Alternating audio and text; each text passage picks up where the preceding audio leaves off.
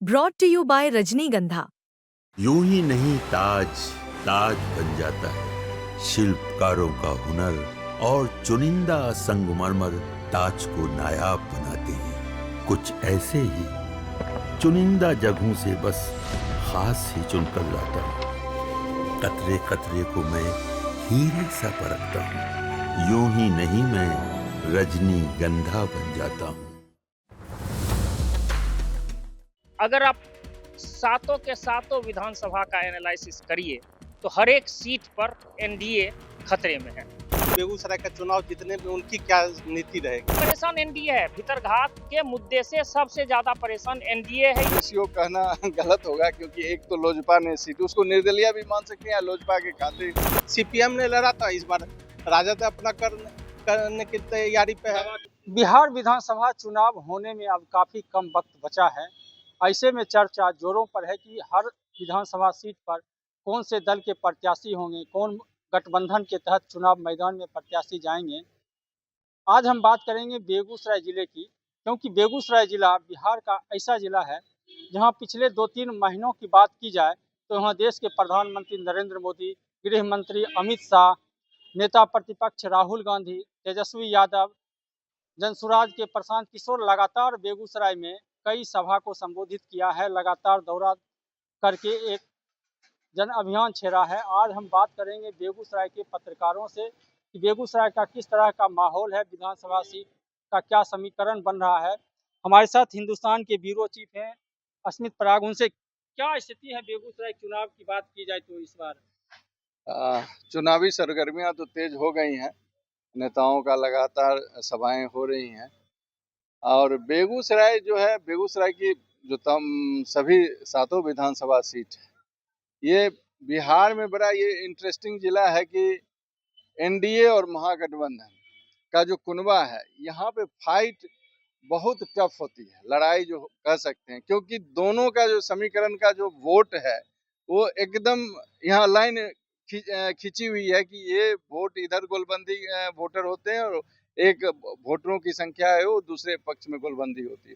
अगर हम गोलबंदी के दृष्टिकोण से अगर उसको देखें तो आप पाएंगे कि यहाँ कहीं न कहीं महागठबंधन को हमेशा से एज रहा है। अगर महागठबंधन के जितने भी घटक दल हैं वो अगर अलग होकर लड़ते हैं तभी एनडीए को बहुत मेजर गेन होता है। अगर वो संगठित होकर लड़ते हैं फिर एनडीए के लिए ये ग्राउंड जो है हमेशा के लिए टफ रहा है।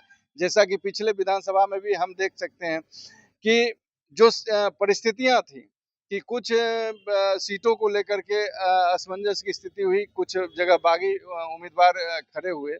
इसके कारण इसके बावजूद भी महागठबंधन ने 4 सीटें ली, एनडीए के खाते में 2 गया और एक जो है लोजपा के खाते में सीट गई। तो हम लोग ये देख सकते हैं कि यहाँ लड़ाई कितना, और जो एनडीए के खाते में जो सीटें गई हैं वो भी बड़े ही मुश्किल से गई। बछवाड़ा का आप देखिए, वो लगभग 413 या 15 वोट से उनको जीत मिली है, जो भी खेल मंत्री हैं बिहार के सुरेंद्र मेहता जी को।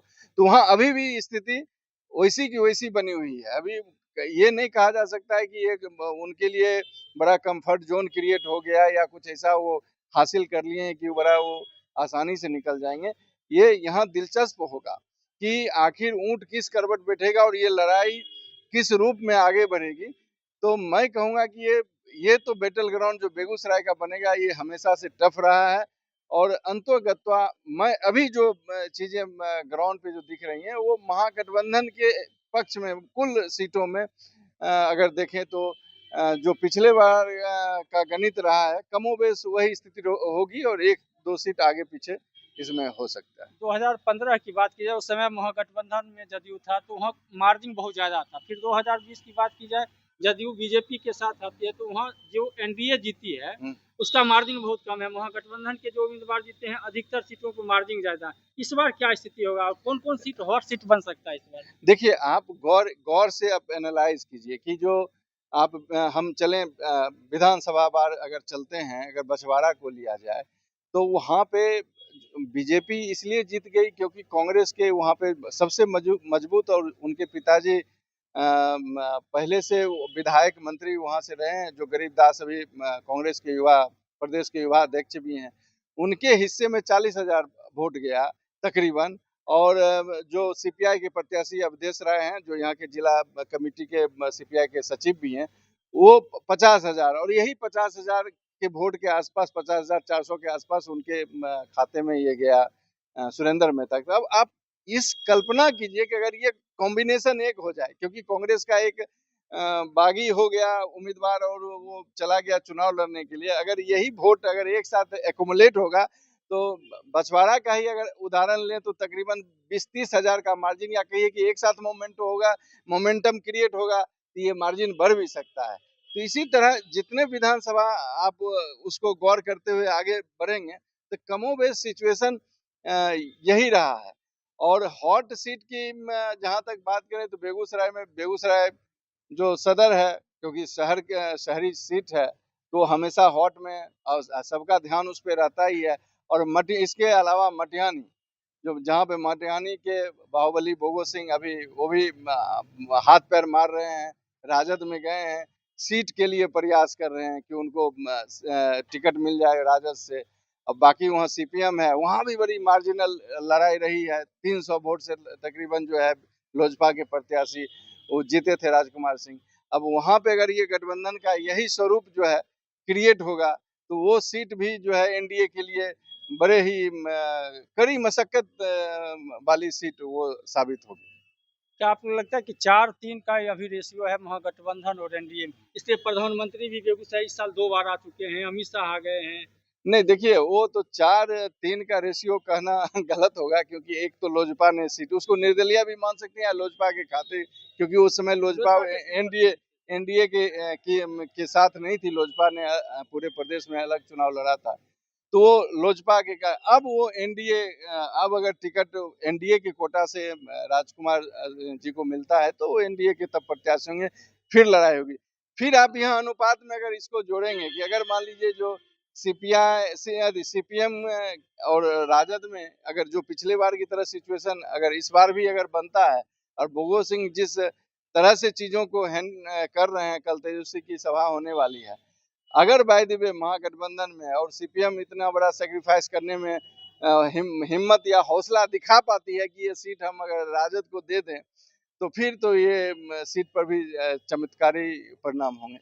हमारे साथ दैनिक भास्कर के ब्यूरो चीफ कुमार भवेश, उनसे क्या समीकरण होगा? लगातार नेताओं का दौरा बड़े नेताओं का हो रहा है। देखिए, इस बार चुनाव तो इंटरेस्टिंग होने वाला है। एनडीए भले ही यहाँ पे कंफर्ट जोन मानकर, क्योंकि उसके सांसद यहाँ पर हैं और उस परिस्थिति में एनडीए को भले लगता हो कि ये उनका कंफर्ट जोन है, लेकिन अगर आप सातों के सातों विधानसभा का एनालिसिस करिए तो हर एक सीट पर एनडीए खतरे में है। कोई भी ऐसा सीट नहीं है जिस पर कि एनडीए कंफर्ट जोन में है, चाहे वो बेगूसराय हो, चाहे मटिहानी हो, या चाहे बछवाड़ा। मोदी अपने केंद्र के द्वारा किए हुए कामों को प्रिविलेज उसको बताकर चुनाव जीतने के लिए भले बेगूसराय में मोदी के लोग मोदी हैं या अमित शाह हैं या और कोई बड़े नेता आ रहे हैं, लेकिन ये राष्ट्रीय चुनाव और इस चुनाव में बेसिक अंतर यह होता है कि ये जातीय गणित के साथ साथ यहाँ पर CPI, CPM, Rajad, Congress, BJP, इसका अलग अलग वोट बैंक है और कास्ट के आधार पर ये सारे वोट देते हैं। पिछले चुनाव की अगर कुछ बात करें तो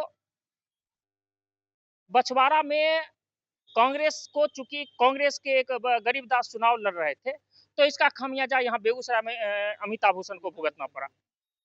उसका असर यह हुआ कि अमिताभ भूषण चुनाव हार गई। मटिहानी में भी इसका असर हुआ कि मटिहानी में कांग्रेस के लोगों के बने ऐसा आरोप लगाया जा रहा था कि कांग्रेस के लोग राजकुमार जी के साथ हैं, तो वहां पे उसका इफेक्ट दूसरे जगहों पर पड़ा। इन सारे चीजों से निपटना हालांकि दोनों दलों के लिए, दोनों महागठबंधन और एनडीए दोनों के लिए ये परेशान करने वाला होगा। अभी भी जैसे मटिहानी की सीट को ले लीजिए तो मटिहानी पर भी इसको लेकर जिद चल रहा है कि मुझे चाहिए, सीपीएम कह रहा है मुझे चाहिए, राजद का दावा ठोक चुका है, कांग्रेस के लोग भी दावा ठोक रहे हैं। ऐसी परिस्थिति में यह भी कहा गया कि अगर फलाने को टिकट मिला तो हम वोट नहीं करेंगे। इन सारे चीजों से अगर दोनों अलायंस महागठबंधन और एनडीए नहीं निपटेगा तो दोनों के लिए खतरा है। लेकिन अगर अभी के हिसाब से मान लीजिए, अगर पुराने 2020 के चुनाव को अगर आप एनालिसिस कीजिए तो हमको लगता है कि महागठबंधन बेगूसराय में उसको ये है, अभी बढ़त उसको हासिल है। बाद के समय में अब आने वाले चुनाव में हो सकता है कि कैंडिडेट के चयन को लेकर कुछ चयन में इधर-उधर किया जाए तो हो सकता है कि कुछ बदलाव हो, लेकिन परेशानी हर जगह एनडीए के कैंडिडेट को जरूर है, चाहे वो खेल मंत्री हो, चाहे बछवाड़ा से खेल मंत्री का ये हो, चाहे मटिहानी से राजकुमार जी हो। और विधान जैसे बखरी की बात की जाती है, चेरिया बरियारपुर की बात की जाती है, साहेबपुर कमाल की बात की जाती है, वहाँ क्या समीकरण होगा? साहेबपुर कमाल जो बपौती है माय समीकरण वहाँ हावी होता है, वहाँ भी वही चीज है, वहाँ भी चुनाव में इनको कौन वहाँ पे एनडीए के साथ वहाँ पे ये सुरेंद्र विवेक चुनाव लड़े थे, अच्छा खासा वोट वो ले लिए थे, जो वोट कहा जा रहा है कि वो एनडीए को जाने वाला था। तो अगर ऐसे ऐसे ये फिर आपको बखरी में आरोप लगते रहे हैं कि वहाँ पे बीजेपी के जो माने एनडीए के जो ये थे प्रत्याशी थे, उनको एनडीए के ही लोगों ने हराने का काम किया। तो ये भीतरघात भी एक बहुत बड़ा मुद्दा है। ये ज्यादा परेशान एनडीए है, भीतरघात के मुद्दे से सबसे ज्यादा परेशान एनडीए ही है और एनडीए को ही इससे निपटना होगा। महागठबंधन चूंकि वो हारी हुई पार्टी है, उसके पास खोने के लिए कुछ नहीं, तो वो मिल के चला रही यार, इसको मिल गया तो उसी के साथ लड़के ये लोग जो है सो अभी सत्ता में है, 15 साल सत्ता भी, ये 20 साल सत्ता में रहे हैं और ये लोग जो है सो अभी एकदम आसमान में है।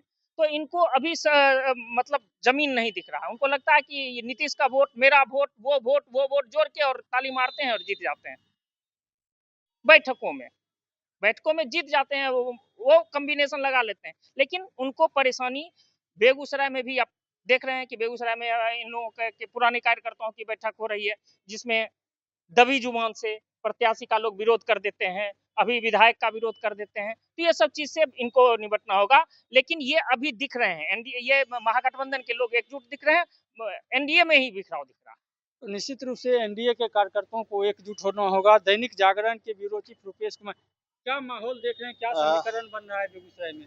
बेगूसराय के साथ साथ हम तो जो देश के चुनाव के रणनीतिकार अमित शाह को माना जाता है, उनकी क्या नीति है ये महत्वपूर्ण है कि बेगूसराय का चुनाव जीतने में उनकी क्या नीति रहेगी।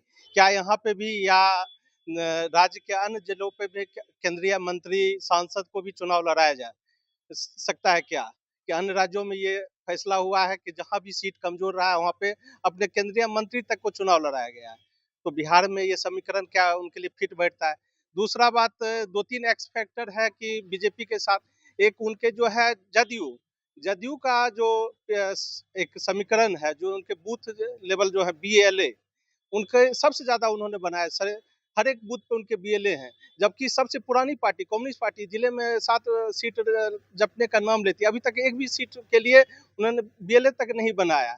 वो ठीक है, पुरानी पार्टी है, सब चीज उनका गठबंधन है। एक तो ये एक्स फैक्टर ये है। दूसरा एक्स फैक्टर जीविका दीदी, जो जीविका दीदी भीड़ जुट रही है कि वो किनको वोट देंगे। तीसरी महत्वपूर्ण बात है कि जीविका दीदी के साथ साथ जो इनके साथ एनडीए के पक्ष में या जो नहीं जा रहा है वो है उनका खेमाबंदी। हो सकता है खेमाबंदी के कारण, और ये किसी भी पार्टी पॉलिटिक्स के लिए हानिकारक ही होता है कि वो खेमाबंदी कर दे और अपने पार्टी को विश्वासघात हो जाए तो अलग बात है। करीब करीब दोनों तरफ से महागठबंधन जो तैयारी कर रही है, अभी तो महागठबंधन में ये भी नहीं फिक्स हुआ है कि कौन किस सीट पे लड़ेगा, क्योंकि पिछले बार जब मटिहानी से सीपीएम ने लड़ा था, इस बार राजद अपना करने की तैयारी पे है। दूसरा जो है कम्युनिस्ट पार्टी क्या बखरी और तेघरा विधानसभा क्षेत्र पे अपना वर्चस्व कायम कर पाएगी? ये दो महत्वपूर्ण सीट है। राजद का एक ठीक है, चेरिया वहाँ साहेबपुर कमाल में कहा जाता है माई समीकरण बैठा हुआ है, लगातार जीतते आ रहे हैं, उनको तोड़ने के लिए अब बीजेपी के पास क्या नीति है, ये भी महत्वपूर्ण बात है। तो इन सब से देखा जा सकता है, ऐसा नहीं कि सभी पॉलिटिक्स में है। लगातार तेजस्वी की सभा लगातार इस महीने में दूसरी बार होने जा रही है, अमित शाह आ चुके हैं, प्रधानमंत्री आ चुके हैं।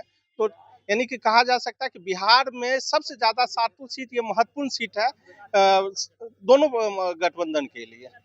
लगातार बिहार सरकार के मुखिया नीतीश कुमार कई योजनाओं को भी घोषणा किया, इससे क्या कुछ प्रभाव पड़ेगा? इस योजना से क्या प्रभाव पड़ेगा ये तो अभी नहीं बता सकते हैं, क्योंकि अब वोटर भी चालाक हो गए हैं। वो अपने जातिगत आधारित वोट के ही बिहार में कम से कम इतना तो करते हैं कि वो जाति आधारित वोट ही देते हैं। कहीं से भी उन्हें मिल जाए। विकास और इन सब पे कितना वोटिंग पड़ेगा ये अलग चीज है, लेकिन एक उनका महत्वपूर्ण पक्ष है कि वो अभी जो है महिलाओं को 10,000 रुपया जो जीविका के माध्यम से जुड़ने के लिए कहा जा रहा है, वो 10,000 कितना फैक्टर सरकार के साथ जाएगा, ये महत्वपूर्ण चीज है। तो निश्चित रूप से जो छनकर बात आई है उसे एनडीए और महागठबंधन दोनों को निपटना होगा। खासकर एनडीए के कार्यकर्ताओं में एकजुटता की कमी देखी जा रही है और कई बड़े नेता लगातार इसको साधने के लिए बेगूसराय का दौरा भी कर चुके हैं। सौरभ कुमार, बेगूसराय, बिहार तक।